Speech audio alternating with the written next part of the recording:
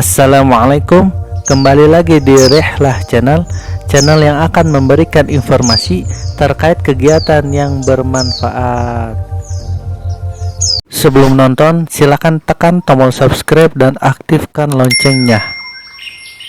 Kita semua tahu bahwa bersepeda adalah olahraga yang menyenangkan, tetapi sangat penting untuk mengetahui dan melakukan tanggung jawab pengendara sepeda ketika turun ke jalan. Karena kita tidak bersepeda sendirian. Bersepeda adalah olahraga yang menyenangkan karena memadukan keragaman antara berbagai kendaraan dan transportasi. Dan ketika harus melakukan perjalanan di jalan dan jalan raya, aspek mendasar adalah rasa hormat. Bermacam peraturan dan undang-undang lalu lintas yang berbeda untuk masing-masing kendaraan dan manusia selalu membuat perdebatan tentang perbedaan antara pengguna dengan hak dan kewajibannya masing-masing. Seringkali semua menuntut haknya. Semua mau mendapat apa yang menjadi bagiannya, sampai melupakan kewajibannya. Sebagai pesepeda yang baik, kita juga mempunyai kewajiban yang harus kita laksanakan. Agar lebih bijaksana, lebih baik kita melaksanakan kewajiban sebelum menuntut hak. Kita harus menunjukkan pesepeda adalah orang dan olahraga yang menunjukkan rasa hormat dan aman, sehingga kita pesepeda juga akan mendapatkan hormat dari komunitas lalu lintas lainnya. Berikut 10 kewajiban utama yang perlu kita lakukan dalam olahraga atau kegiatan bersepeda. Yang pertama, apakah kita tahu cara memilih dan menggunakan jalan ketika bersepeda? Prinsipnya sederhana. Pada jalan raya atau jalan umum, jika ada, selalu gunakan jalur sepeda bike lane atau pakai sisi paling kiri dari jalan tersebut.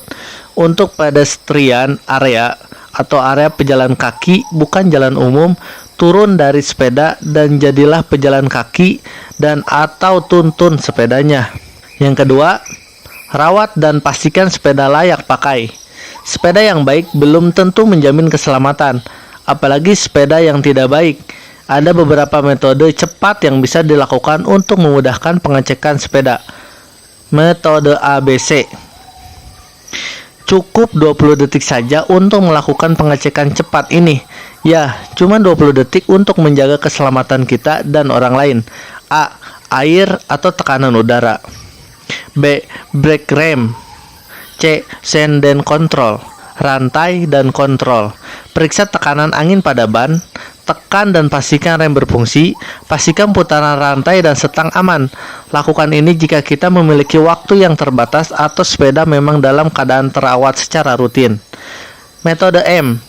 Jika ada waktu yang lebih lama, bisa memakai metode ini. Hanya memakan waktu kurang lebih 3 menit, memerlukan alat kunci L, obeng, dan mungkin pompa udara. Pastikan komponen sepeda pada posisi yang kencang dan berfungsi, serta tambah tekanan angin jika ban sepeda kurang tekanan udara. Yang ketiga, gunakan lampu atau reflektor. Wajib menggunakan yang berwarna putih di depan dan merah di belakang. Harganya tidak mahal, bisa membuat kita terlihat dari jarak aman terhadap orang dan kendaraan sekitar. Visibility sangat penting, tidak hanya untuk melihat, tetapi juga agar terlihat.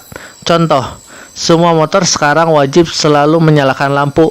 Mobil sekarang juga sudah dilengkapi dengan daylight running light atau lampu yang menyala setiap mobil hidup. Begitu juga dengan sepeda. Setidaknya lengkapi reflektor pada sepeda dan gunakan baju atau rompi yang reflektif supaya lebih aman bagi kita dan bagi sesama pengguna jalan. Yang keempat, masih bersepeda tanpa helm. Ini adalah salah satu tanggung jawab pengendara sepeda yang paling sering dikatakan mubazir. Pengendara kendaraan roda 2 di jalanan wajib memakai helm. Ungkapan itu sudah terlalu sering digunakan sampai dilupakan, tetapi itu adalah kebenaran sangat mendasar. Helm sepeda bisa menyelamatkan hidup Anda. Yang kelima, pernah lihat kompetisi balap sepeda profesional?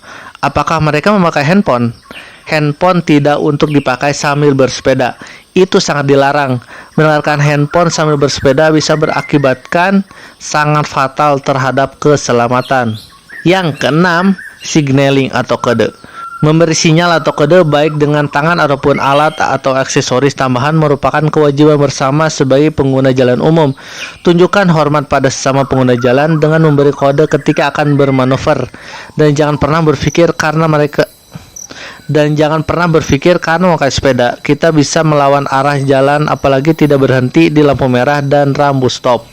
Yang ketujuh, jika bersepeda dalam grup atau rombongan, kewajiban dan tenggang rasa kita sebagai pesepeda dan adalah maksimum bersepeda dalam 2 baris atau sepasang. Kita tidak bersepeda lebih dari 2 baris. Hormati yang lain jika ingin dihormati. Yang kedelapan, jangan pernah bersepeda pada trotoar. Ingat, jika ada pakai jalur sepeda, kalau tidak ikut di sisi kiri jalan. Jangan ambil hak dan jalur yang bukan untuk sepeda. Yang kesembilan, senang bersepeda kencang. Tidak hanya berbahaya, tetapi secara umum dan masuk di dalam undang-undang resmi di berbagai negara. Sepeda tidak melebihi 40 km per jam pada jalan umum. Jangan memakai kecepatan untuk mengejar waktu. Nikmati bersepeda dengan aman dan benar. Yang kesepuluh, kadang bersepeda diakhiri dengan bir dan alkohol. Silahkan jika tidak bersepeda lagi, tetapi kalau bersepeda harus dalam keadaan sadar dan normal, baik itu di mobil, motor, sepeda, zero alkohol ketika berkendara. Ketika seseorang menunjuk jari telunjuk untuk kesalahan ke orang lain, harus diingat bahwa ada 4 jari yang menunjuk ke diri sendiri. Louis Nizer. Pemerintah juga sudah mengeluarkan peraturan khusus yang mengatur keselamatan bersepeda di jalan, sehingga ada beberapa hal yang wajib untuk kita patuhi. Untuk mengetahui apa saja peraturan wajib dari pemerintah untuk dipasang dan dilakukan ketika bersepeda, silakan lihat video sebelumnya tentang peraturan bersepeda Permenhub 59 tahun 2020. Beberapa hal ini juga berguna untuk keselamatan dalam berlalu lintas di jalan raya. Jangan bersepeda ke kiri dan ke kanan. Jaga sepeda pada jalur yang lurus dan stabil. Beri kode atau sinyal ketika akan berbelok atau berhenti. Bersikaplah sopan dan santun. Ikuti rambu dan hormati pejalan kaki. Jaga jarak yang aman dari mobil dan kendaraan lainnya, maupun kendaraan yang parkir. Pintu mobil yang tiba-tiba terbuka sering menyebabkan kecelakaan. Hindari perasaan masuk ke jalur Anda, terutama saat melewati bagian-bagian sempit, bungkuk, dan bundaran kecil. Lakukan kontak mata dengan pengemudi lain di persimpangan. Pastikan mereka melihat kita sebelum bergerak memasuki persimpangan. Harus terlihat.